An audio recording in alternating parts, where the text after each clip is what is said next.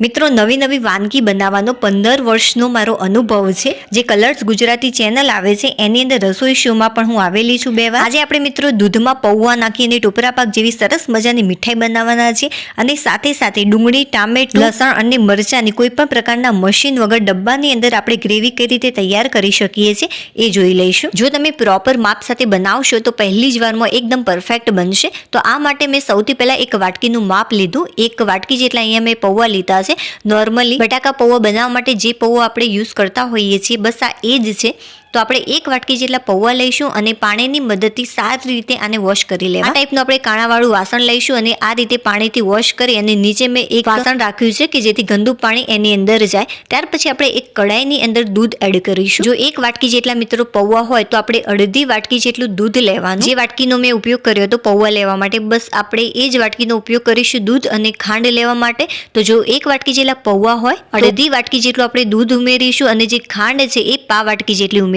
શરૂઆતમાં જે ગેસની ફ્લેમ છે મિત્રો આપણે ફાસ્ટ જ રાખીશું. સારી રીતે ખાંડ ઓગળે ત્યાં સુધી આપણે આ રીતે આને મિક્સ કરતા રહેવાનું. હવે એ જ વાટકીની અંદર આપણે ટોપરાનું છીણ લઈશું. તો મિત્રો હું તમને ખાંડનું માપ બતાવું કેમ કે જે ખાંડ એડ કરી હતી એ વિડીયો હું ઉતારવાનું ભૂલી ગઈ હતી એટલા માટે હું તમને પ્રોપર ખાંડનું માપ બતાવું. તો મિત્રો તમે જોઈ શકો છો જે ખાંડ છે એ મેં આટલી લીધી હતી પા વાટકી જેટલી અને મોટી ચમચીના માપથી માપીએ તો 4 ચમચી જેટલી ખાંડ હતી. નોર્મલી આપણે ખાવા માટેની જો ચમચી યુઝ કરીએ એ તમે વાપરવાના હોય તો 8 ચમચી જેટલી ખાંડ ઉમેરવાની આની અંદર. ખાંડ જે છે એ સારી રીતે ઓગળી ગઈ છે. હવે મિત્રો આની અંદર આપણે એક ઉભરો આવે ત્યાં સુધી આ રીતે મિક્સ કરીશું અને જે ગેસની ફ્લેમ છે ઉભરો આવે ત્યારે આપણે એકદમ ધીમી કરી દેવાની. તો તમે જોઈ શકો છો કે બધી જ ખાંડ સારી રીતે ઓગળી ગઈ છે.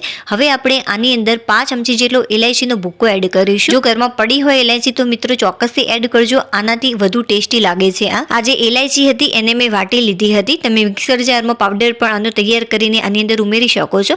બટ વાટવાથી આનો જે ટેસ્ટ છે મોઢામાં આવશે તો બહુ જ સરસ લાગે છે.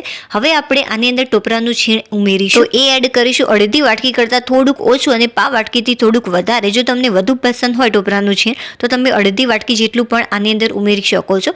મેં આને સારી રીતે મિક્સ કરી લીધું છે. હવે જે ગેસની ફ્લેમ છે મિત્રો એ આપણે મીડિયમ જ રાખી હતી અને મીડિયમ જ રાખવાની છે. હવે કોઈ પણ પ્રકારના કલર વગર આપણે આ મીઠાઈ તૈયાર કરવાના છે. તો કઈ રીતે થાય છે એ જોઈ લઈએ. હવે આપણે આની અંદર પૌવા એડ કરીશું જે આપણે પાણીની મદદથી સાફ કર્યા હતા. એ પૌવા એડ કર્યા પછી જે ગેસની ફ્લેમ છે ફાસ્ટ કરી દઈશું થોડી. તમે આને સ્લો ગેસે પણ આ રીતે કુક કરી શકો છો તો પણ કોઈ પ્રોબ્લેમ નહીં થાય. બટ થોડી 1 થી 2 મિનિટ જેટલો વધારે સમય લાગશે. આ રેસીપી બનાવતા મિત્રો બહુ જ ઓછો સમય લાગે છે. ફક્ત 4 થી 5 મિનિટની અંદર આ તૈયાર થઈ જાય છે. બટ હું તમને ધીરે ધીરે સમજાવતા બનાવી રહી છું એટલા માટે મારે આટલો સમય લાગી રહ્યો છે. બાકી તમે મિત્રો વિચાર કરો કે દૂધ ઉકળતા અને ખાંડ ઓગળતા કેટલો સમય લાગે. દૂધ ગરમ થાય ત્યાં સુધી આપણે ઇલાયચીનો જે પાવડર હતો એ ખાંડ અને સાથે સાથે ટોપરાનું છીણ એ બધું સાથે પણ તમે ઉમેરી શકો છો. બિલકુલ પણ સમય નહીં લાગે. હવે મિત્રો આનો કલર કરવા માટે મેં થોડીક હળદર એડ કરી છે. તમને એમ થતું હશે કે હળદર મીઠાઈમાં કોણ હળદર એડ કરે પણ મિત્રો ચોક્કસ એકવાર એડ કરી જોજો કેમ કે હળદર એ આપણને નુકસાન નથી કરતી અને જે બહારના ફૂડ કલર આવે છે એ આપણને નુકસાન કરે છે.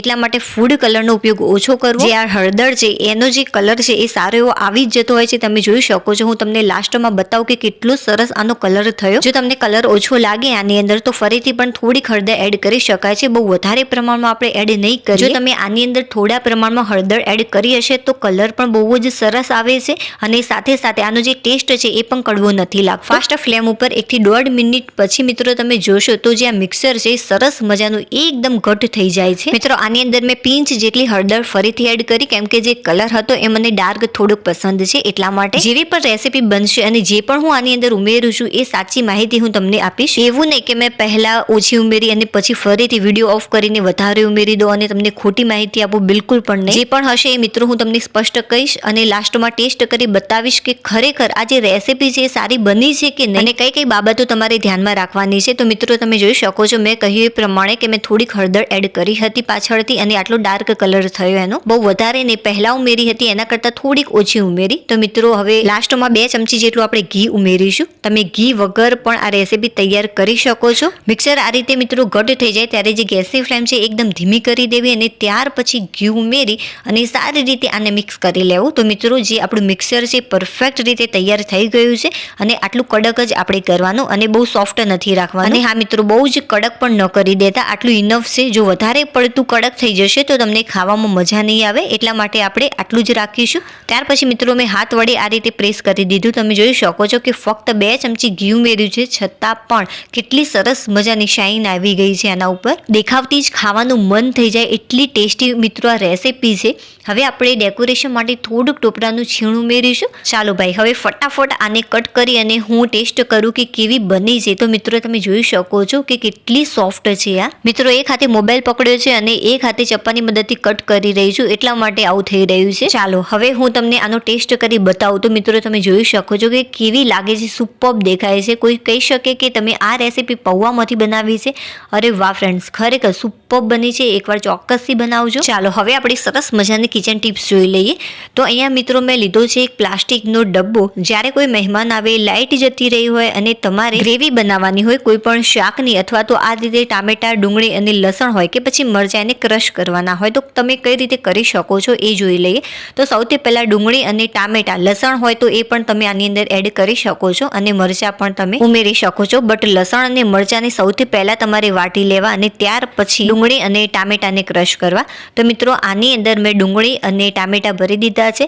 હવે આપણે અહીંયા લઈશું મીઠું. તો થોડુંક આપણે આની અંદર મીઠું એડ કરીશું. અત્યારે હું અડધી ચમચી કરતાં થોડુંક ઓછું, મતલબ કે 5 ચમચી જેટલું મીઠું ઉમેર્યું છું. જ્યારે પણ તમે કોઈ પણ વાટવાના હોય વસ્તુ, લસણ હોય, મરચાં હોય કે પછી ડુંગળી ટામેટા, જો થોડુંક મીઠું એડ કરી આ રીતે મિક્સ કરશો તો આની અંદરથી પાણી છૂટવા લાગે છે. તો મિત્રો આને મેં સારી રીતે મિક્સ કરી લીધું છે. તમે ડબ્બાની મદદથી ડાયરેક્ટ પણ આ રીતે મિક્સ કરી શકો છો. ત્યાર પછી આપણે દસ્તો લઈશું અને આને સારી રીતે વાટી લઈશું. આમ કરવાથી જે આ ડુંગળી ટામેટા છે એ અધકચરા વટાઈ જશે અને ત્યાર પછી જો તમે તેલમાં આને કૂક કરશો તો સરસ મજાની આની ગ્રેવી તૈયાર થઈ જતી હોય છે. તમને એમ થતું હશે કે કેમ પ્લાસ્ટિકનો જ ડબ્બો, તમે બીજા વાસણમાં પણ કરી શકો છો.